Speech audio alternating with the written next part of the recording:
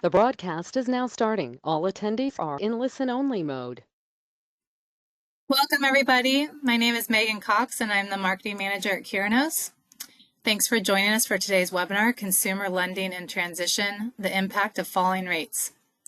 As the industry's leading provider of data, analytics, and technologies, we are here to help you better attract, retain, and grow more profitable customer relationships for your financial institution. If you have questions during the presentation, please type them into the question box in your GoToWebinar control panel. This webinar is being recorded, and we will send the recording and the deck via email post-webinar. I'm going to pass it to Rich Martin to begin. Thanks, Megan. Hey, good morning, good afternoon, everyone. We'll get started here shortly. If everybody can, to kind of get things started while we're waiting for the group to assemble, be interested to hear how you heard about today's webinar. So there's something, a personal invite from Curinos, received an email on our behalf, invited from another internal colleague, saw something through social media, or traffic through our website, corporate website as well. So we'll give that about 30 seconds to a minute, and if everybody can take a quick second to answer the poll question, then we'll go ahead and get started.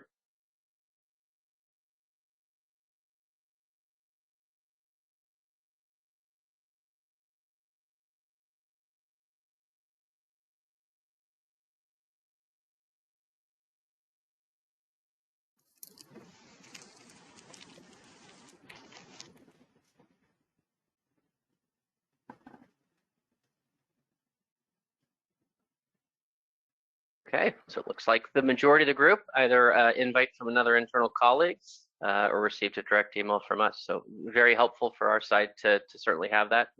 Yeah, let's go ahead and get started. So appreciate everybody joining. Today's focus is going to be consumer lending in transition, impact of falling rates. My name is Rich Martin. For those I haven't met, I run our retail lending practice here at Curinos. I'm also joined by two colleagues on the retail lending team, Ken Flaherty, Senior Manager on Retail Lending, and Kinley Hicks as well, Senior Associate in the Retail Lending Group. So we're delighted to be with everyone today. We think a relevant topic for everyone, certainly post-Fed action from a few weeks ago. What is the true impact of falling rates, and taking a particular emphasis or deeper look at consumer lending in general. A little bit, maybe for those that might be new to us, a little bit about Curinos before we kind of dive into the webinar and today's agenda. So again, focus is on consumer lending. We think of lending in a true holistic sense at Curinos. So mortgage, home equity, unsecured, and small business. Again, we're going to focus on the consumer segment of that today, but again, really holistic in terms of what we track, where we have insights and expertise from a lending perspective. We work the top right there, a little bit of who we work with from a client basis. 85% of the top 100 U.S. banks and credit unions. Within the home equity space, which we'll talk about a lot today, 20 of the top 25 originators within home equity. And then, as we think about in market, we first got our start in the late 90s, early 2000s. So over roughly about a 20-year time horizon, we've amassed about 90% client retention. So I like to think insulated from where we're at in terms of the interest rate cycle, but really a proud statistic on the Curinos side as we think about that 20-year in market across these different levels or these different verticals, different levels of maturity, maintaining roughly 90% of our client base. Within those verticals, we track on a performance benchmarking perspective there. So what we call our flagship lenders benchmark product gives you those insights, key performance metrics about, hey, how am I performing relative to the market? We also have portfolio analytics that we surface up within home equity, within our small business verticals, but really in a metric space, giving you a sense on those market share trends, where you're performing or how you're performing from an operational efficiency perspective. Price competitiveness, right? We're going to be looking at transactional rates, so ultimately cleared rates, booked rates, risk profile, what's that relative credit appetite or risk appetite, and then business mix opportunity. Where we're spending a lot of time with clients today is unmasking and unearthing, hey, what are those key market opportunities for me today? We think of that through kind of this markets, channels, messaging intersection through our various offerings. Are you maximizing the potential of the most strategic segments? We know the market is fairly fragmented right now, but what segments should we be focused on? channels, kind of what channels are you tapping into, if that's from a direct-to-consumer, a digital side, or traditional retail, kind of net branch structure, and then messaging, right? Are you targeting right customers with the right product ultimately at the right time? So we'll jump into today's agenda with that. So we're going to be looking to cover today. We'll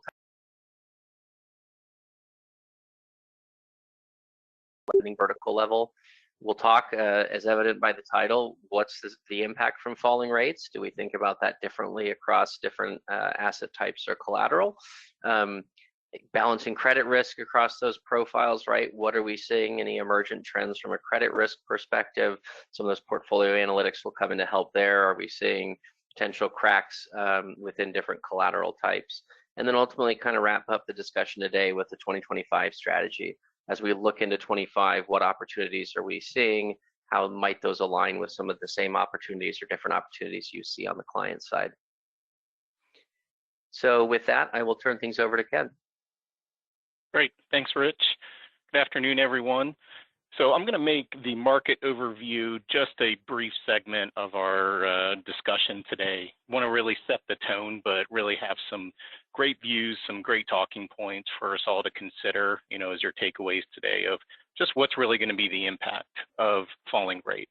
We're already there. Fed made a pretty sizable rate cut move here a couple of weeks ago. Let's look at some of the variables on what's happened over the last 4 weeks, and let's look at similar periods in history, both from an economic perspective, but also from a rate deceleration perspective, just to understand just how quickly rates can move across the different products and what's that going to look like over the next couple of months. So Curinos, we tend to look at the market volatility really under two lenses, and specifically from the consumer lending angle. We're going to look at this as a tailwinds or more of an opportunistic type of viewpoint, and then more of a pessimistic viewpoint of what are likely headwinds that are likely to challenge us over the next several months. So unemployment, we're really looking at this as of right now as a positive for us, as a tailwind. We're sitting at lower levels. Again, if you look historically through this trend map, we're really still sitting at lower levels as compared to where we sat in early 2020. We certainly project this, and a lot of economists look at this as likely to increase. Just how severe that increase is going to be very pivotal, but it's very likely we're going to hit somewhere around that 5% mark sometime in 2025. The key point here, and I'm going to take your eyes to the middle bottom of the page, is why we're looking at that right now as a positive is that's really what's helping loft up some of the really good performance, specifically out of the consumer loan book. Yes, we're seeing some cracks in performance, specifically on the unsecured space, but overall, and specifically within real estate lending and home equity lending, we're still seeing really, really strong performance out of those portfolios. But the challenge that we're seeing is household savings rates are at 2-decade lows. So this is going to be a really challenging question to answer, is what happens to consumer lending portfolios when we start to go back to a 5%, 5.5% unemployment, when we're sitting at household savings rates that we've never had that same equation of low household savings as compared to higher unemployment rates. The total cash flow for consumers is really challenged already, but we've been resilient. We just haven't seen the cracks in the portfolio yet. But I think this is going to be a very proceed with caution type of an approach, just given consumers don't have the cash flow, they don't have the savings, their dollar isn't going as far as it normally does, or has historically. So we really need to take a look if we start to see that higher number go up, are consumers going to continue to be resilient in their performance? I'm going to take your eyes to the top right, the Fed dot plot. So we be spending a lot of time on this and just what's the projected path forward. But really, let's just kind of lay the path here. From the Board of Governors, we're kind of sitting at a pretty wide disbursement on where we think rates are going to land in 2025. So to put it in the context from where we are right now, we're anywhere from a point to 2 points difference. So it's a pretty wide range, and I think a lot of variables have to happen within our economy for us to get to that 2-point range. But as of the latest Fed meeting, this dot plot signals that we are likely to continue to see rate deceleration. The big question mark here is it going to be slow and modest, or is it going to be fast and aggressive? And then lastly, on that bottom left-hand side, as we think about headwinds, I think out of all of these, this is the one that keeps us up at night a little bit more. Just given historically, we generally see a very heavy correlation to customer sentiment or consumer confidence. This is that consumers' forward outlook on how the economy is performing today and how they think it's going to continue for the foreseeable future. In the latest post the last Fed meeting, the latest update on consumer confidence is we hit another low after 2 months of increases. This is generally not tied to the months leading up to an election. So this is very much an outlier year where we're seeing consumer confidence continue to drop in the months before election. So I think that's point number one. But point number two is we're hitting consumer confidence levels that we haven't seen in 2.5 decades. This is a really big concern because if consumers aren't on board with what's happening, they're concerned with the level of credit accessibility. We have seen historically how this hinders demand for consumer loan products, specifically for home equity products. So we could get some really good favorable tailwinds from a rate perspective, but if consumer confidence continues to stay low, and especially if we start to see that unemployment number tick up, we're going to continue to fall into some lower levels here, which I think will be a really challenging headwind for us. So completely flipping the page here and kind of talking about this idea of the translation between consumer lending products, home equity, and unsecured lending. Let's look at the landscape of if a consumer has a need today, what are their options, especially for a consumer that actually needs money. They don't need a line of credit with potential to draw in 12 months. They need money now for whatever that reason is.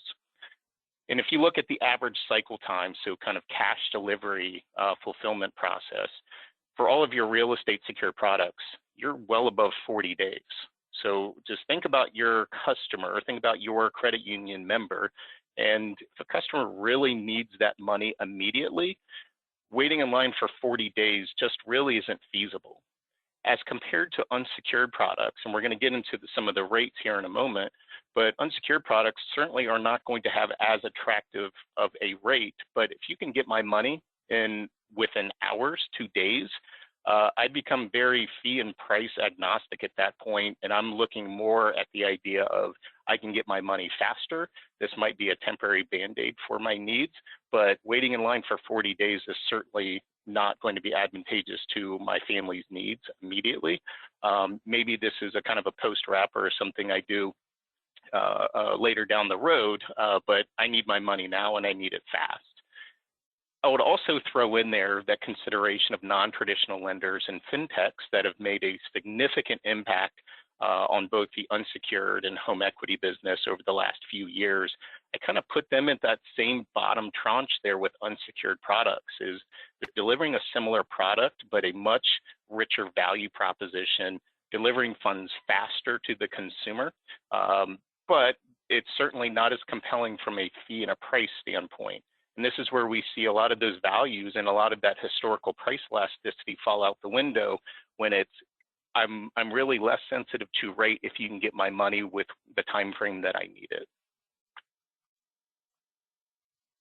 And then lastly, I just want to paint the picture on just from Curinos' lender-provided data sources across home equity and unsecured lending.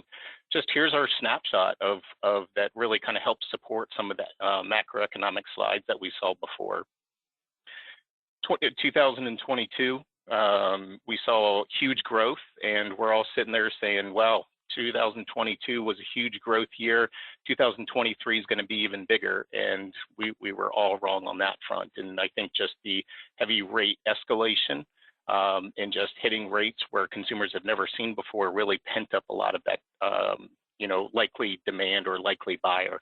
So we saw home equity decline about 17%, and unfortunately, we're still down year over year. Call it roughly flat, but we're down about 1% in total applications.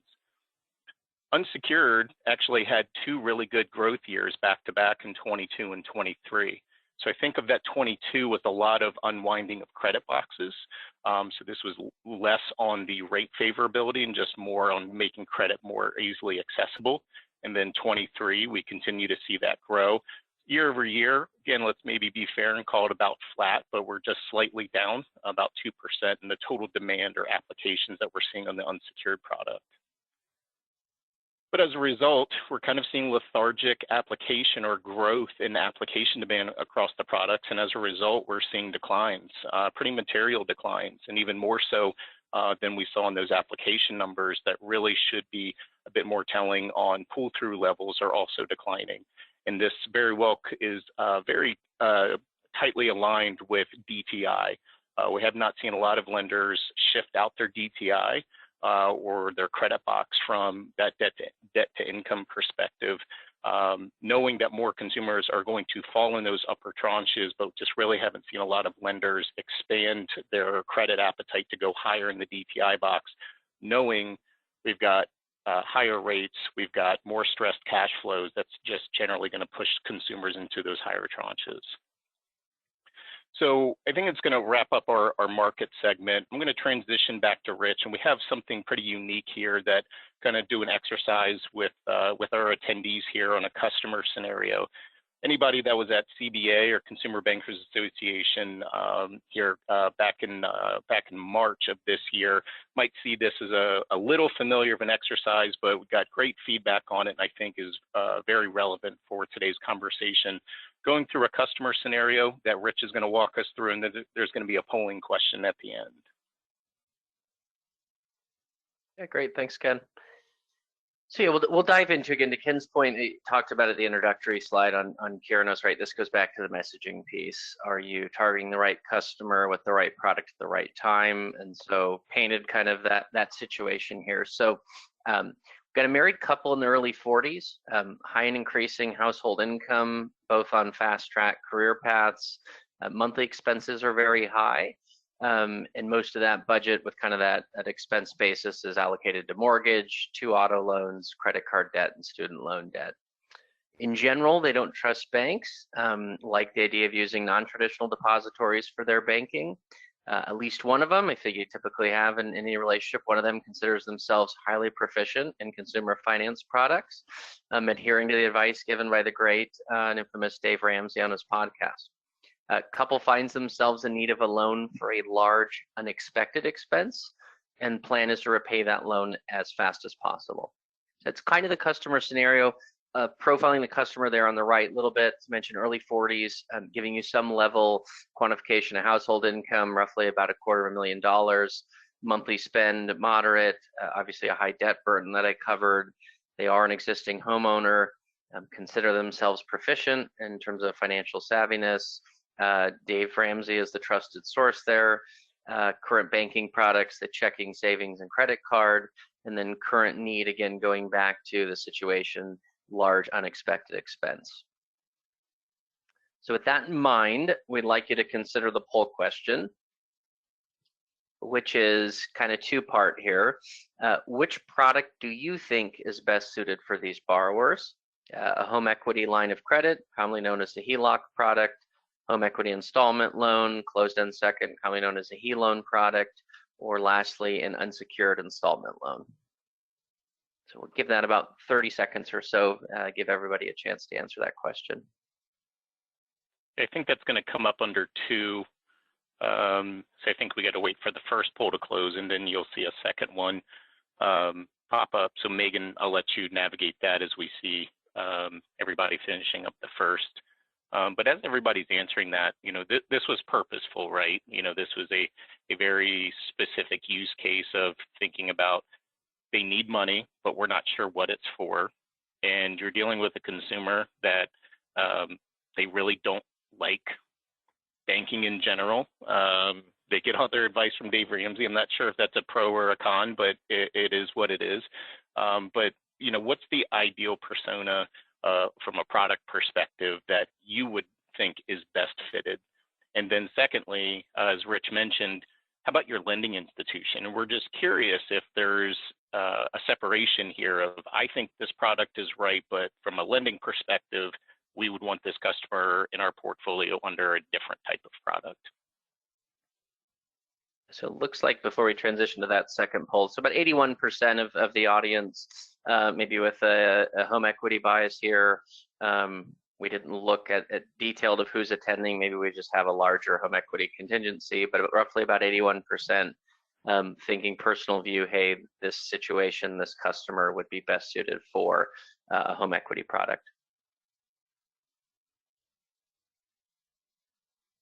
And then now part two of the question, so that's kind of personal viewpoint, which product would you say representing your lending institution is best suited for these borrowers? So again, a home equity line of credit or HELOC, home equity installment or HE-loan, closed-end product, or an unsecured installment loan. We'll give that about 30 seconds or so for poll answers to come in. So Rich, you said 81% was the combined HELOC and HE-loan. Yeah, 69% was the HELOC, and then 12% for the HE-loan. Interesting. So let's see how these differ, if they differ.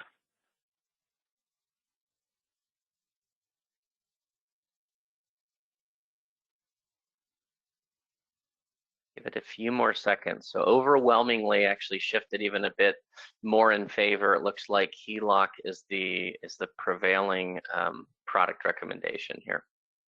Interesting. And what was our percentage on unsecured? I think go back, it was 4%, I believe, for that part two question. It was 19% in the first one, but only 4% in the lending institution. Interesting. Okay. Great. So just we'll keep moving here, but we were interested in this just because when you think about a consumer that needs money fast, and especially if a persona of a customer that I'm not sure what it's for, but I need it fast. Oh, and by the way, I really don't like banking. I don't like working with banks. I like to be more self-sufficient. That's likely a customer that is going to pay off as quickly as possible. So we're just curious if folks would pick up on that, or if that matters at all. Like, do you want faster prepayment speeds rather than on your unsecured products, or would you want faster prepayment speeds on your home equity products? I tend to have, some favorability there, that I'd rather have faster prepayment speeds, like a 6-month loan under an unsecured product, but I could probably have a healthy debate on that. Okay, so kind of with that in mind, I think we're going to reference that customer scenario a couple of different times today. We're not going to do another, voting on the customer scenario, but I just want to kind of take that idea of what is the right product for the consumer. Yes, it comes down to rate, but it really should come down to what is that borrower's actual long-term need. So we have a couple of different viewpoints to share here. So what we're looking at is over the last few years, the home equity line of credit, home equity loan, and unsecured loan. That's going to be abbreviated to that U.S. loan. And we'll reference that throughout today's presentation of U.S. loan. But looking at the average loan size, in the middle, we're looking at the weighted average booked rate. And on the right here, we're looking at the average credit score. So I don't think there's any surprises here at all. We're certainly seeing unsecured certainly falls into that lower average threshold of the lowest average loan rates, loan amounts. Then we're seeing it's the highest of the highest, and we typically see anywhere from about a 4 to 6% delta between home equity products and unsecured loans. And then now comes the disbursement here of, who is that credit generally geared towards, or who is the likely buyer. Still really good credit, really strong credit in the unsecured, averaging about 740. Then we make our way in the 760s and then 780s, 790s under that HELOC product. We want to use this example just because we think of, for traditional lenders, who is your likely seller or what's your sales force look like? So let's just take a lot of you that have brick and mortar branches and bankers that are having these conversations of, we firmly believe that borrower education is absolutely paramount and making sure the borrower understands what their options are. That's absolutely just as important to have banker education.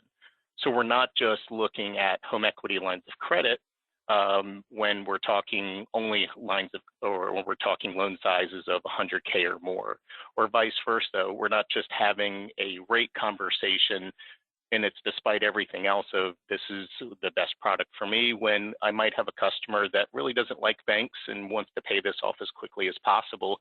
Maybe it is an unsecured loan. If you really just need a 6-month Band-Aid for this emergency expense, I can get your money faster. Yes, it's going to come at a higher interest rate, but this is ultimately going to be the best product for you. And if that customer is truly rate sensitive in that type of scenario, yeah, we have a bit of a waiting list for that. We're looking at about 30 to 45 days, but in the long run, this can actually help you and your family just as effectively, but even at a better interest rate. So as I'm describing everything, that's kind of a difficult conversation to have for generally an unseasoned banker. So again, we're kind of looking at this idea of persona of bankers generally have less than a year tenure. There's generally anywhere from 45% attrition from a banker perspective in a brick and mortar branch. So always having a constant churn of bankers and a presence of very new and green bankers, being able to have probably a very elevated conversation or a very involved conversation of what the mass of different products are available for consumers without having just to make our choice based upon a rate or cycle time perspective. So we continue a little bit on rates. We wanted to bring things more into focus on what's happening right now. So what we're looking at is Curinos' lender-provided data in our consortiums across home equity and unsecured lending. So if we know the Fed made a pretty significant change a couple of weeks ago, well, what's happened since then? Have we seen 50 basis points? Is that equivalent on secured loans and unsecured loans? Is it comparable on fixed rates versus variable rate products? So this kind of teases this idea out where on home equity lines of credit, we've seen come down almost that full 50 basis points since the week of that Fed meeting. So our data goes through right now through the week ending 10/6. So we're down about 47 basis points in that weighted average application rate. Unsecured, we really haven't moved. And in fact, we've actually come up a couple of basis points. This might be a weighting on different risk factors, but it hasn't changed. And similarly on closed-end home equity loans, we've come down a little bit, but we really haven't seen that effective rate be truly impacted. So why is that important? When consumers hear this idea of rates decelerating, I think they get excited, and certainly bankers get excited about it. But this does not mean that you see the effective change immediately. And as we see here, we're post 4 weeks after the Fed rate change, or about 3.5 weeks, and we really still haven't seen much, if any, change on the unsecured product in even the closed-end home equity loan. And we likely may not see more changes or more significant changes until the Fed makes more significant cuts, because that's truly going to impact that lender's total cost of funds, or FTP. But I think this scenario is very present, not just today. We want to kind of draw light on what we think is going to happen and what's already happened. But this view is a slightly different spin, but still just delivers. This is always going to be an age-old challenge for bankers and for sales forces to cover. On the top, what we're looking at is HE loans and HELOCs with a rate delta to unsecured. So think of unsecured installment loans as basically your par rate. So this is looking at the rate distance of the home equity products. So kind of historically from 2019 to present, we're averaging between 400 and 600 basis points below that product. So this is the better product. So despite rate deceleration that's coming in, we will continue to see this dynamic, right? We're going to continue to see home equity products always be priced better.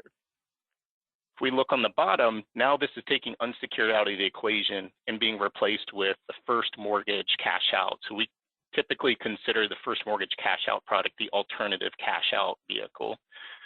So as we look at that here, again, kind of same story, but we're on the plus side, meaning home equity lines of credit and home equity loans are generally anywhere between 100 to 200. And here over the last couple of quarters, that HE loan product is averaging 300 basis points over the first mortgage cash out alternative equity product.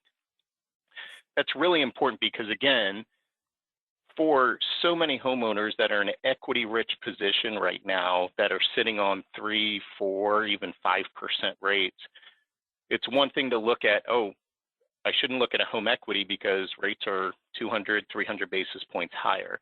We have to look at what is that right opportunity for that borrower. And I think this view gives a really good example of that, right? So this is looking again at that rate distribution of active first mortgage holders that I mentioned before.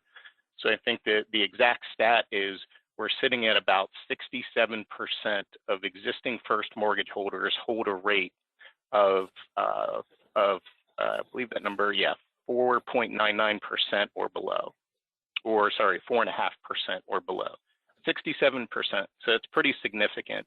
So that's has to be much more than a rate conversation. Let's not chase the best rate, let's chase the best value, and let's really understand what are going to be that right product at that right service for you so we can make sure to meet your needs today and make sure that you're happy in 6 to 12 months from now.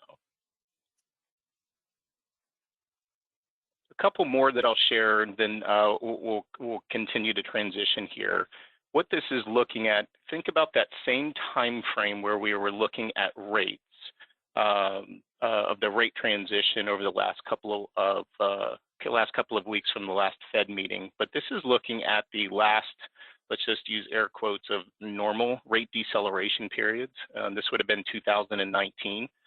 So let's just make sure that what we saw over the last couple of months just isn't an anomaly, meaning we just haven't seen a lot of those fixed rate products come down as quickly.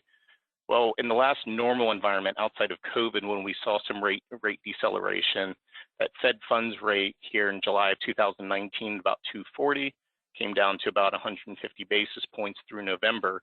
So what's happened? Well, if I look at that unsecured loan, you know, with as much deceleration on that Fed funds rate, we virtually saw nothing happen on the unsecured product. Mortgage cash out, we saw a little bit of deceleration, but specifically, we saw that full impact of the Fed funds rate change. We saw that impacted specifically to HELOC. So the broadcast message here is, let's not get too excited that rates are going to fall materially. This will come in time, but we're going to be in a very interesting situation over the next several months as the Fed is likely to continue to do a series of rate cuts. This isn't going to be immediate fall or change. This is going to be an even more difficult conversation to have with consumers and figure out the right product for them, knowing rates are coming down, but we may not see that net effect in some of these secured or fixed end products for likely coming months. And we're going to do one more poll question, but I also wanted to show a little bit of perspective of what does demand look like in weeks, months following rate deceleration. So again, I'm posing back to 2019 when we saw kind of the first influence of some of those rate changes. In the weeks and months immediately following, we definitely see a month-over-month growth rate in applications between unsecured loans, HELOCs, and HE loans. But it was extremely temporary. Now, I'll give credit. A lot of these declines were likely the result of general seasonality coming in. But just wanted to tease out of what we've seen before should give us some positivity here that we're seeing a Fed rate cut later in the year. That should really help boost us from a momentum standpoint. I don't think we've quite seen that yet, but if history repeats itself, we have a lot to look forward to, especially to help boost Q4 pipelines, that we should see a little bit of boost that should overcome some seasonality in the total demand for consumer products. Rich, I think we had a question come in if we want to just pause a moment, if you want to field that one. Yeah, there were two that came in, and I know one we'll get to later, Ken, in the risk trend segment with Kinley, but there was one talking about kind of that customer scenario. So, one piece we touched on briefly, but I think enters the equation is delinquency. So we had an attendee mention high debt, but they listen to Dave Ramsey. They might be listening, but not actually implementing any of what he's saying.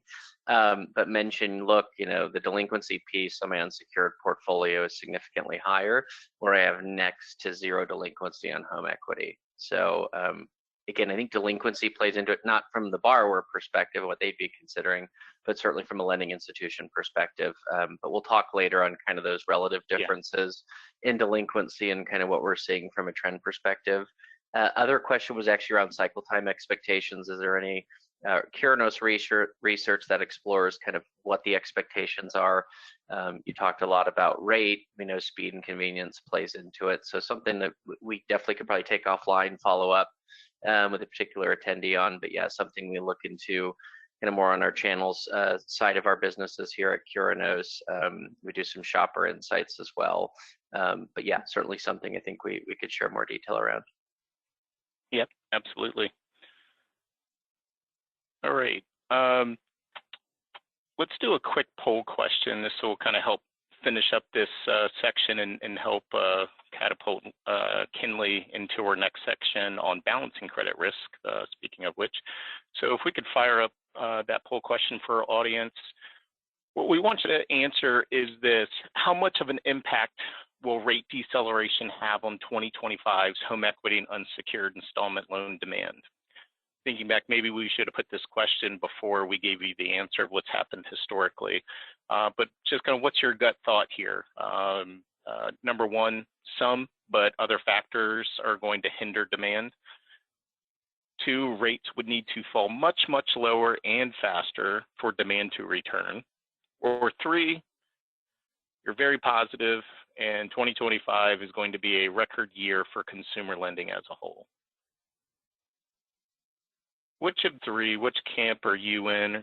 Super positive we're going to see both, or we think other factors are going to need to happen before we'll start to see more material growth transpire? Maybe another second or two, Megan, and we could finish that one up. All right, what's our results here? A little over 2/3 on other factors. Might need it. We probably should have a follow-up question. Maybe we can get to at the end. But I'd be curious, maybe for folks in the questions, just posing what maybe some of those other contributing factors are. But yeah, about 68% saying it's not necessarily just rate environment. They see driving demand, and then about a 21% about we're not quite there. Rates have come down, but needing further incremental relief to really drive demand. Yeah, and for anyone that answered in that manner, please feel free to put your comments in the chat. Would love to hear that perspective. Okay, Kinley, talk us through balancing credit risk across product profiles. Of course. As we think about which product we want to help give to consumers, it's best for the consumer and then best for a lending institution. I think, as mentioned in the poll question or in the questions in the chat, it's also important to pay attention to risk and delinquency trends. So I think looking here, this is going to be specific to 30 days or greater dollar-weighted delinquency trends. And a caveat here, it's going to be all consumer products rather than just unsecured loans. But overall, trend-wise, what we can see from 2020 onwards is that we are seeing elevated risk coming from those consumer products. Not growing, to 20%, up to about 3% in 2024, but we are seeing elevated risk coming from those consumer products. But on the flip side, when we look at the HELOC, home equity line of credit, as well as the HELoan, the installment loan, closed-in second, those are both pretty much declining and have been for the past 4 or 5 years. The 2024 levels of delinquency are pretty low. They're the lowest we've seen in over a decade. They're sitting at really, really healthy levels. And we're not really seeing any signs of an elevated risk coming from the secured loans on the HELOC or the HELoan side.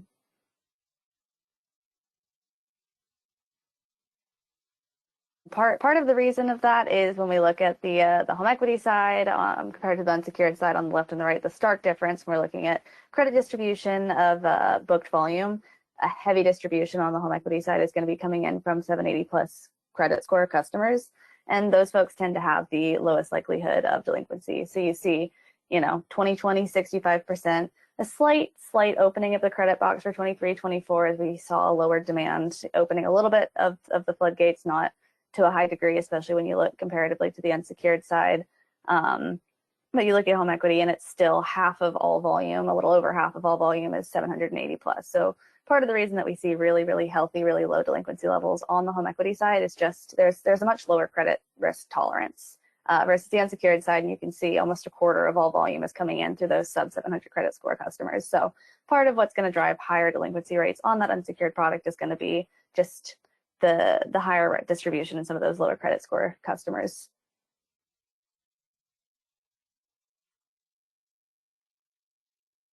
When we pay attention to home equity and secured delinquency trends, I think it's also important to pay attention to our unemployment trends. And we have seen really healthy unemployment trends levels for the past couple of years. And so as we track back, seeing perhaps some increases in return to normalcy of unemployment rates, where we were seeing 2015, 2016, I think standard rates at about 5%.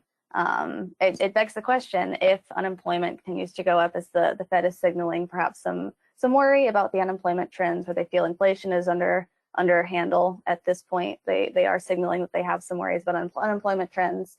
How could that affect some of the delinquency trends that we're seeing on the home equity side as well as the unsecured side? Yeah, and I just want to add one additional piece here that we kind of put in the top there. I would love to have done another poll question here, but what's the sense of normalization versus the idea of deterioration? I look at this as, we're sitting at lower levels. Yes, we're likely to increase. So should we expect more of the idea of, yes, it's going to deteriorate from a delinquency standpoint? We should expect to see that, but should this be more of a normalization?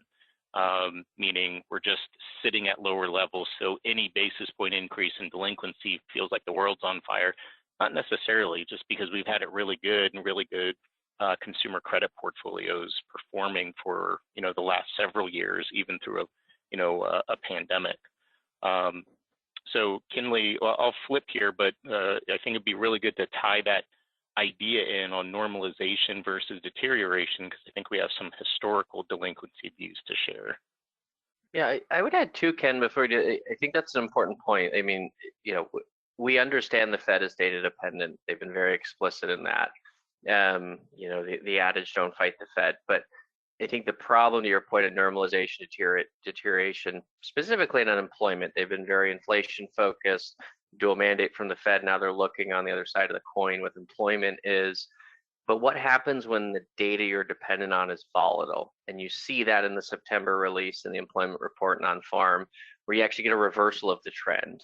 To your point, and actually it's now gone the other way now, where they're revising jobs higher in the prior 2 months, and then there's a surprise in terms of the September report. I think that just adds a layer of complexity to it, right? And to your point is, it might suggest deterioration, but what happens when those revisions take place later, right? So I just think it's going to be interesting to see how that unfolds, but I agree with you on asking the right question on, is this really true deterioration, or is it still we're kind of in that normalization phase? Or in worst case scenario, are we just clearly in maybe hitting that magic R word, the recession, right? And we're starting to see those red flags emerge. I'll mention too, because it came in, I thought, relevant since we were talking risk, and we had asked for kind of perspective or additional perspective from that poll question. One person commented on the delinquency specific to unsecured, saying, I think that'll help, or rather serve as tempering demand for really how aggressive banks and credit unions will be with unsecured, mentioning looking to tighten unsecured guidelines. I know we could spend the entire hour on the risk side of the equation. We see that in the data that we track, which tells us exactly that our clients are already starting to adjust that buy box in relation to what those delinquency trends are. And then the other piece and kind of additional factors, inflation playing a part, just higher prices on virtually everything out there, making the qualification piece harder for borrowers. And then we mentioned it kind of at the top of the webinar, just continued uncertainty about the economy and that consumer sentiment piece, which we know in sort of our outlooks for the market play a much larger role. Ken, you talked about that already, playing a more significant role than people traditionally think. Yep, agreed. Thanks for that feedback. Yeah, I think this is where those historical trends come in, where we saw higher unemployment levels in 2014, 15, starting that deceleration from 15 to 16. And as we saw the downturn of unemployment, we saw some delinquency levels come down. So I think on the flip side, if we see some increases to unemployment, do we then also bear the risk of seeing some increases to overall delinquency trends, especially when you look at the HELOC, HELoan side, where the delinquency levels for those products were a lot higher than they currently sit at today? Yeah, and to be fair to probably a lot of folks on the call, you know, those higher delinquency levels in 14 and 15 on those HELOCs, you know, that was a lot of toxic debt that a lot of lenders were shedding. So really 2016 was more of that we're kind of pointing to the normalization period when really from that point on through 2020 or 2019 is when we've been hovering right about that 1 to 1.5% level. So we're currently trending right under that. So this is kind of where we're pointing to, is this what normal looks like? All right. Transitioning to 2025 strategy, as well as we've got one more poll question for you guys. So I'll let Rich kick off our poll question here. One we're very focused on the Curinos side. So which option do you think best captures your 25 consumer lending origination strategy?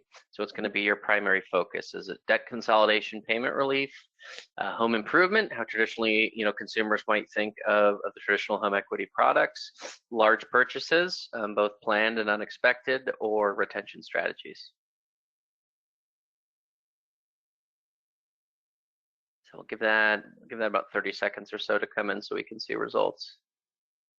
And I think retention strategies from our perspective can be retention on the mortgage side, as you think about folks sitting at those low interest rates or folks sitting at the high interest rates looking to refi, but could also be from the deposit side as we think about, you know, prime rate coming down, getting as high of those savings rate, high yield saving rate percentages. So could it be a retention play for keeping some of your deposit balances as well?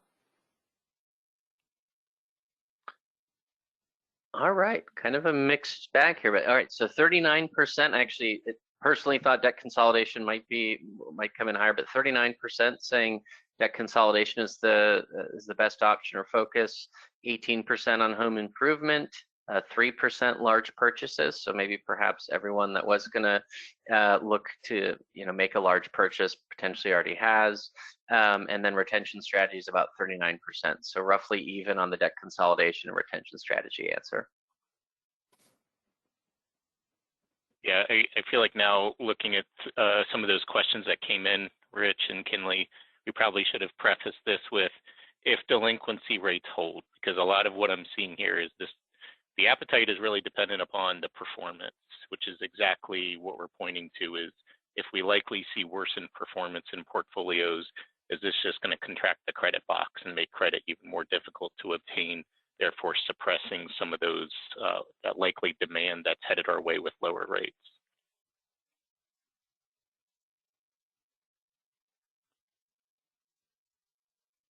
I think general consensus where we saw about 40% of people talking about consumer debt and debt consolidation. I think when we look at high level 4 years over 4 years over 4 years, we're tracking consumer debt trends. I think that definitely tracks when we're talking about debt consolidation. It does pose a very high opportunity to give folks a chance to consolidate their debt. I think we're seeing from Q2 of 2020 to Q2 of this year about 25% growth in total consumer debt, and that's inclusive of mortgage as well as home equity, auto loan, credit cards, student loans, and all other consumer debt products. But we are seeing about 25% growth in consumer debt just over the past 4 years. So it definitely poses the opportunity to provide home equities and or unsecured products as a debt consolidation product. I would overlay too. I think this chart's always interesting to me. I mean, the trend's obvious, but when you get into the demographic segmentation, right, as you think about the next kind of wave of demand, and that's probably more in the often talk the millennial kind of segment or that. I mean, this picture, this kind of household balance sheet picture, looks a bit different. We're less weighted in mortgage, higher definitely in the student loan burden, auto, and probably card. But I think always an interesting view for us if you start breaking it down into the segmentation. Those trends change pretty dramatically, but if you think about a longer term view, that's ultimately where that demand's going to come from, right? Yep. So always an interesting view. I think maybe for next webinar we can sort of overlay, because we've got some of that segmentation, but obviously has changed even in this time series here. If you were to look 2016 to now, tends to vary pretty greatly based on the demographics. And as we think about rates coming down, it could perhaps drive some of those younger folks that can't afford to buy a home now, perhaps in a year or so, they might be able to afford to buy a home. So then you can start targeting some of those younger generations as well. There you go. Yeah. We really like our online products, just saying.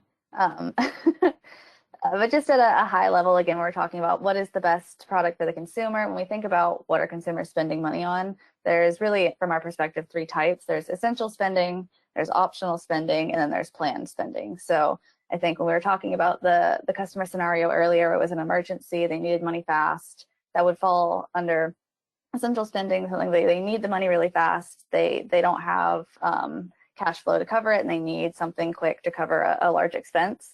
And that kind of falls on the opposite spectrum from planned spending, where I think most of the time we would expect a home equity loan or a home equity line of credit to fall under planned spending, such as large purchases or debt consolidation. So as we think about what product best suits our consumers, we have to think about what kind of spending they are doing, and also what kind of spending that we would like them to be doing, because we most likely don't want people to be putting their everyday expenses on a HELOC. We probably don't want them utilizing their HELOC as a credit card, going to the grocery store and buying groceries with a HELOC. So continuing to track how consumers are using their debt and how we can best serve consumers with a home equity versus an unsecured product, thinking about how they're spending money. Yeah, an interesting question came in that I think ties really well here on just consumer preferences and just more the essential to planned spending. But the question reads, do we typically see lenders price unsecured loans the same regardless of the purpose of the loan, i.e. debt consolidation, vacation, medical expenses? I think the broad and quick answer here is no. I've never seen an unsecured product priced differently by purpose, but that's kind of essentially what's being drawn here, is thinking of an unsecured where you have, if you want to lump in anywhere from credit card to buy now, pay later, overdraft, to the typical installment unsecured loan or unsecured line of credit.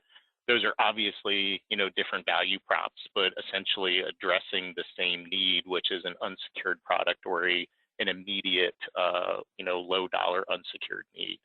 But that's typically, the way that we look at it, just by the different unsecured type of products. But no, we have never seen that, and I feel like there might be some fair lending implications if you start a risk-based price based upon the loan purpose, but it is certainly an interesting concept. Yeah, I was going to say, I think there's an indirect kind of exercise on our side. I would agree, largely no, they're just going to base it on obviously the credit worthiness of the borrower, but there might be some corner cases perhaps, right? Kind of what you allude to, Ken, but I think largely, yeah, the simple answer is no, but we do kind of generally track that purpose. You could always make the argument that a medical expense might be lower than, say, a vacation loan. But yeah, I think it's certainly an interesting question. Yep.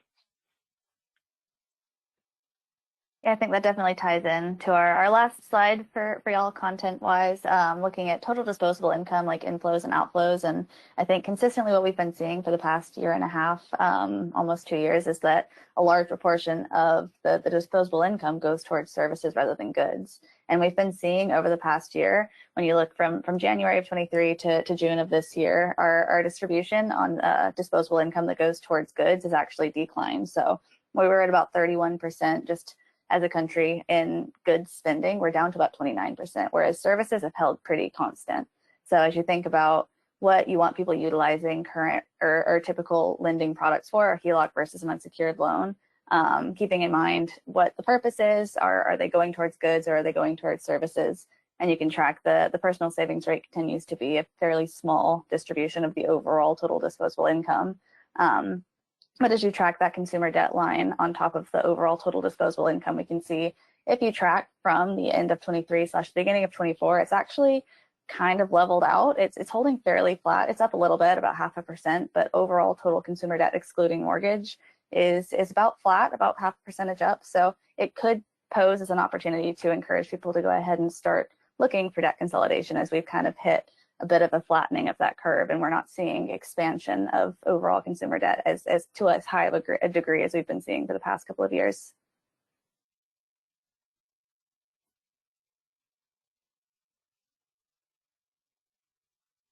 And I think that covers all of the content we had for everybody. So I'll transition to Rich to finish us out. Yeah, no, appreciate everybody's time. Again, it sounds like there's a worthwhile part 2 here to today's conversation. We'll work on that from our side, but appreciate everybody's attention. It doesn't look like any other questions trickled in. But what I thought were some great perspective insights in the questions raised, certainly the poll results. But yeah, as we see it, we work with an extensive amount of clients in terms of our partnership. I talked about this at the beginning. We're really seeing this, view on consumer lending, or even more holistically, and just lending in general, and kind of this nexus, right, of product, channel, experience. Obviously, price plays into it. We saw today a bit rate, maybe not as much as people might think. But really in that profile of your customer, we talked about that. Probably could have done a few more in, the situational factors as you look at your portfolio or your net new kind of customer acquisition. So really enjoyed the conversation today. Obviously want to thank Ken and Kinley for their time as well, folks that attended, and yeah, we'll look to do a part 2 to this conversation. But again, appreciate everybody's time.